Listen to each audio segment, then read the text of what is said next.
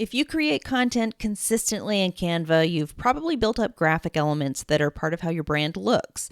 Decorative assets, custom icons, styled visuals you use across your content, and at some point you want to update one of them. Change the colors, refine it, swap it out for something better. Brand components, one of the features that launched with Canva Create 2026, are designed to address exactly that. You turn an element into a reusable block, and when you update the source, you can push that change out to your designs rather than replacing it manually in each one. The update process has a few steps to it, but it makes more sense once you see it in action.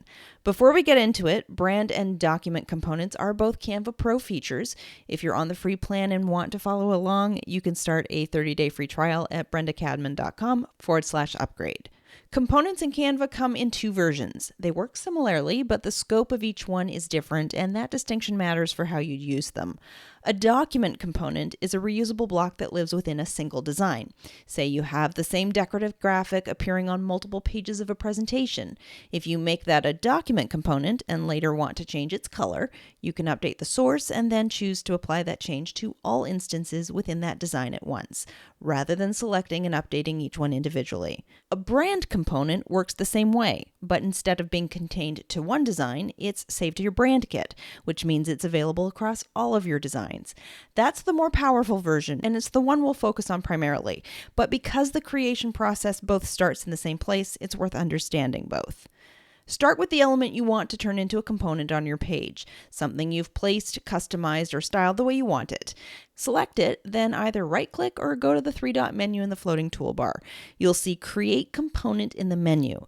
A dialog box appears asking you to name the component. There's also a checkbox for Save to Brand Kit that's unchecked by default.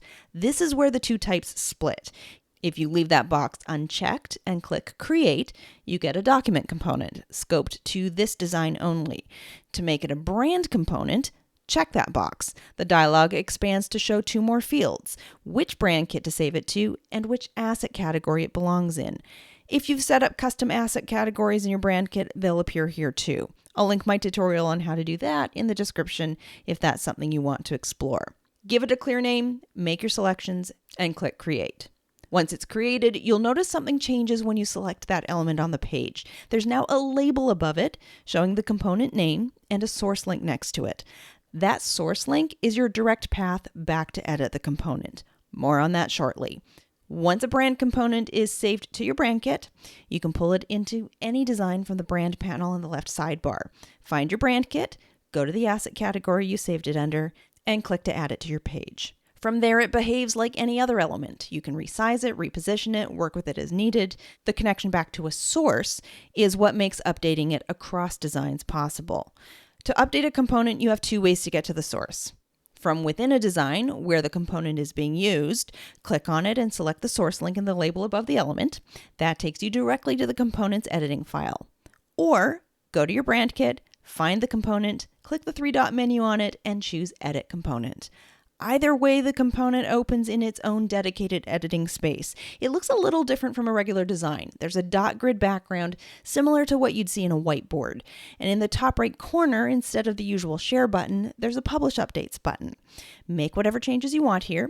When you're done, click Publish Updates. A panel opens showing you exactly where this is publishing, including the brand kit name and the asset category. And there's a note worth paying attention to. Once published, your team will need to apply updates for each design individually. Existing designs won't change unless updated.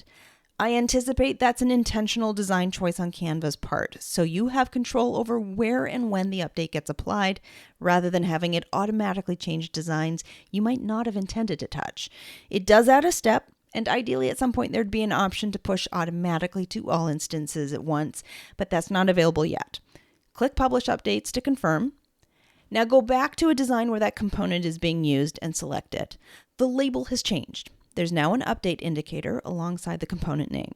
If there's only one instance of that component in the design, clicking the update indicator will apply the change automatically. If there are multiple instances, you'll get two options: Update Instance, which applies the change to just that one, or Update All Instances, and Canva shows you how many exist in that design. Once applied, the label goes back to showing just the component name and source link. If you right-click a component in a design or click the three-dot menu and go to component, you'll see a detach option. Detaching removes the component connection entirely, turning it back into a regular element on that page. It's no longer a document component or a brand component, just an element. To remove a brand component from your brand kit entirely, go to your homepage, open the brand section, find the component, click the three-dot menu on it, and choose delete. Canva warns you that this is permanent. If there are instances of that component still living in designs and you haven't detached them first, those instances will become document components rather than disappearing. So nothing gets broken, it just loses its brand kit connection. For small business owners who are regularly creating content, social graphics, presentations, client-facing documents, brand components are a meaningful step forward. When something in your visual brand evolves, you're not replacing every instance of a component manually. You update the source, publish it, and then open each design to apply the change throughout. It's not fully automatic, but it's far less work than what came before.